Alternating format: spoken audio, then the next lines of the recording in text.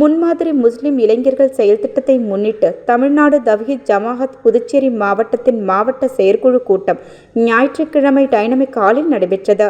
இதில் முன்மாதிரி முஸ்லிம் இளைஞர்கள் செயல் திட்டத்தின் தாவா பணிகள் குறித்து சகோ புரோஸ்கான் மாநில செயலாளர் விளக்கினார். எதிர்வருகின்ற ஜூலை 27 அன்று நடக்க இருக்கும் சத்திய முழக்க மாநாட்டை முன்னிட்டு கிளை பணிகள் குறித்து சகோ அபதுர் ரஹீம் மாநில துணை பொதுச் செயலாளர் விளக்கினார். மேலும் இந்திய உச்சநீதிமன்றத்தின் தலைமை நீதிபதி கவாய் அவர்கள் தலைமையிலான அமர்வு புதிய வாபு திருத்த விசாரணை நிறைவு செய்து தனது தீர்ப்பை தேதி குறிப்பிடாமல் நிறுத்தி வைத்துள்ளது.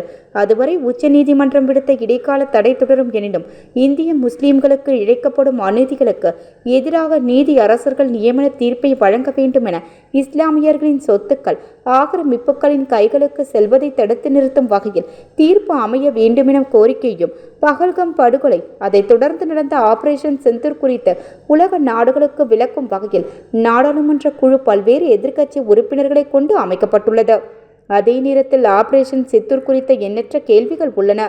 போர் நிறுத்த அமெரிக்கா தலையீடு ஏன் என, நமது தரப்பில் ஏற்பட்டுள்ள பாதிப்புகள் என்ன, பகல்கம் சம்பவத்தின் பாதுகாப்பு குறைபாடுகள் காரணம் யார் என்பன போன்ற பல்வேறு கேள்விகளுக்கு பதிலளிக்கும் வகையில் நாடாளுமன்றம் கூட்டப்பட வேண்டும் என நாடாளுமன்ற எதிர்க்கட்சித் தலைவர் ராகுல் காந்தி வலியுறுத்தி வருகிறார்.